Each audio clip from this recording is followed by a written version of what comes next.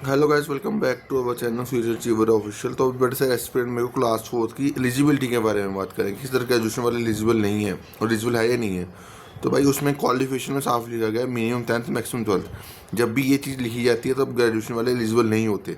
अब सपोज करो कोई बंदा अभी ग्रेजुएशन थर्ड ईयर में फर्स्ट सेकेंड ईयर में है, तो वो फॉर्म भर सकता है, क्योंकि उसकी जब ग्रेजुएशन होगी तो वो जो है जब नोटिफिकेशन आएगी उससे पहले ही होनी चाहिए। आपकी ग्रेजुएशन जो है वो कंप्लीट बाद में होनी चाहिए, सॉरी पहले अगर आपकी होगी हुई है तो आप इसमें एलिजिबल नहीं हो। अगर आप फॉर्म भरोगे तो आप उसमें क्वालिफिकेशन, उसमें जो है आपकी एफिडेविट में साफ उसमें लिखा रहता है कि अगर हाई क्वालिफिकेशन होगी तो आपको डिवार्ड करा जा सकता है। और जो पहले जो रिक्रूटमेंट हुई थी क्लास फोर्थ की, उसमें बड़े सारे कैंडिडेट को डिवार्ड करा गया था।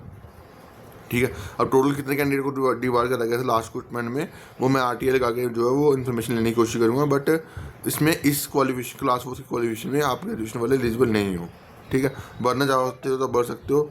अब इसमें आप बोलोगे यार सर उसमें बड़े सारे बंदे एलिजिबल भी हुए थे, तो वो अब कैसे एलिजिबल हुआ है, वो जो है इन्वेस्टिगेशन के बाद, और जिन्होंने भी उसको उनको एलिजिबल करा था, तो भाई उनके ऊपर भी एक इंक्वायरी जो है वो होनी चाहिए।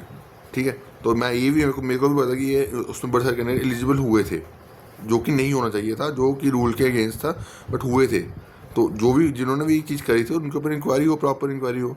ठीक है, अगर रूल्स हैं तो रूल सबके लिए सेम होना चाहिए, ना कि किसी पर्टिकुलर इंडिविजुअल के लिए।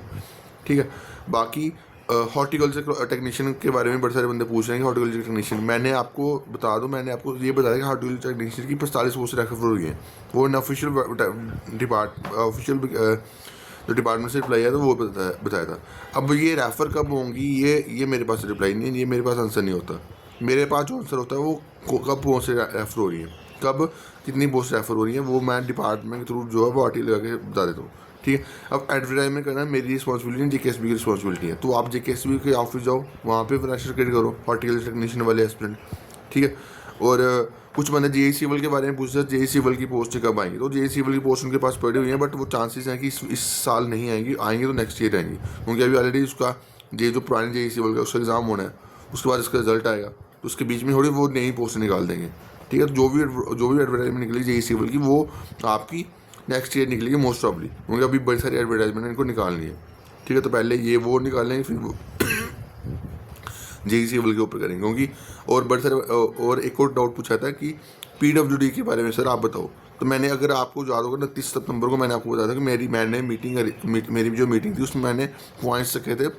अब जो सेक्रेटरी साहब थे, जो फर्स्ट अपील की हियरिंग सुन रहे थे मेरी, तो उन्होंने बोला मैं इसके ऊपर ऑर्डर जो है वो इशू करूँगा। अभी उनका अभी आज आई थिंक छुट्टी है, 2 दिन छुट्टी है, तो इसलिए वो ऑर्डर इशू नहीं हुआ। जैसे उसका ऑर्डर इशू होगा तो मैं आपको उसके ऊपर क्लैरिटी जो है वो दे पाऊँगा। तो थोड़ा सा पेशेंस रख लो। पीडब्ल्यूडी वाले जो जेई सिविल वाले एस्पिरेंट, जेई मैकेनिक वाले बड़े सारी और पोस्टें हैं उनके पास, उसके मैंने इसके ऊपर ऑलरेडी आर्टिकल फाइल करी है। अभी उसके उन्होंने उसका प्रॉपर वे में रिप्लाई नहीं दिया हुआ। जैसे वो रिप्लाई मिलेगा तो वो मैं आपको शेयर कर दूँगा, बट रिप्लाई आएगा तभी शेयर करूँगा ना, मैं ऐसे कुछ भी नहीं बोलता।